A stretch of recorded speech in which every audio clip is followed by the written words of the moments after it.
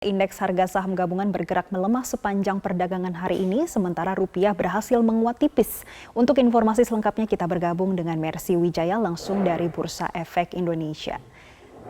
Mercy, apakah IHSG terkoreksi karena aksi profit taking investor di akhir pekan dan apa yang membuat rupiah berhasil menguat tipis pada perdagangan hari ini?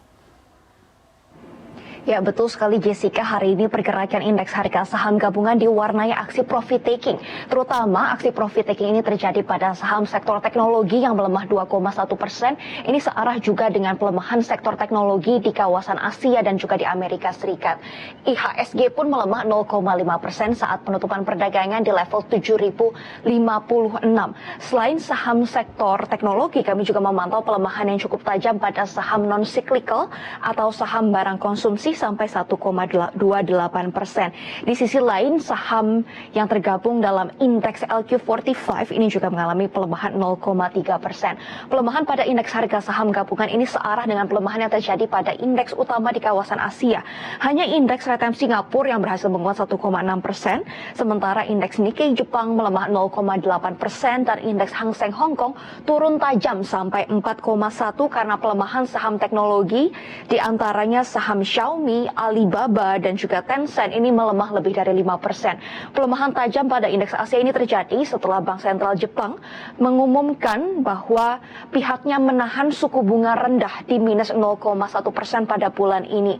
Namun kalau kita lihat Bank Sentral Jepang dan juga Kementerian Keuangan Jepang ini akan berkomitmen untuk melakukan pembelian terhadap obligasi pemerintah Jepang tenor 10 tahun dan akan dijaga rate atau imbal hasilnya di level 0% dari posisi saat ini di 0,2% yang artinya lebih banyak dijual oleh investor. Meskipun kita bisa melihat pelemahan pada indeks harga saham gabungan hari ini, Jessica dan pemirsa, namun pelemahan ini sebenarnya pelemahan wajar karena selama satu pekan terakhir indeks harga saham gabungan sudah menguat lebih dari 1%. Secara tren pun indeks harga saham gabungan masih uptrend atau jalurnya menguat, bahkan target sejumlah analis IHSG bisa menyentuh level 7.400 di akhir tahun 2022 nanti. Sementara itu pergerakan nilai tukar rupiah jelang penutupan perdagangan tadi juga masih menguat terhadap dolar Amerika Serikat di posisi 15.556 rupiah per dolar. Dan rupiah ini masih menguat di tengah tren dolar Amerika Serikat yang juga menguat terhadap mayoritas mata uang utama dunia.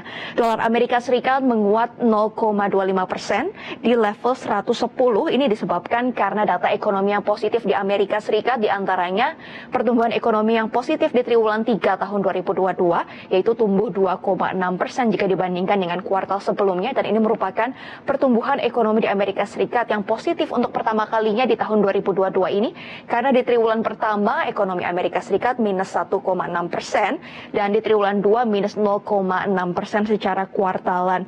Tingginya posisi dolar Amerika Serikat ini menekan harga komoditas, Jessica dan pemirsa. Harga emas global, harga emas COMEX turun 0,5%, harga emas antam dalam negeri juga turun 0,4%. Sementara harga minyak mentah dunia, WTI dan Brent untuk kontrak bulan Desember 2022, ini pergerakannya masih cukup fluktuatif. Semalam sempat menguat 1,3%, namun hari ini kedua jenis minyak tersebut dijual turun lebih dari 1% untuk WTI di $87 dan minyak jenis Brent ini di harga $95 per barel. Saat ini pelaku pasar juga masih menunggu, Jessica, pekan depan akan ada FOMC meeting atau rapat Dewan Gubernur Bank Sentral Amerika Serikat tanggal 1 dan 2 November.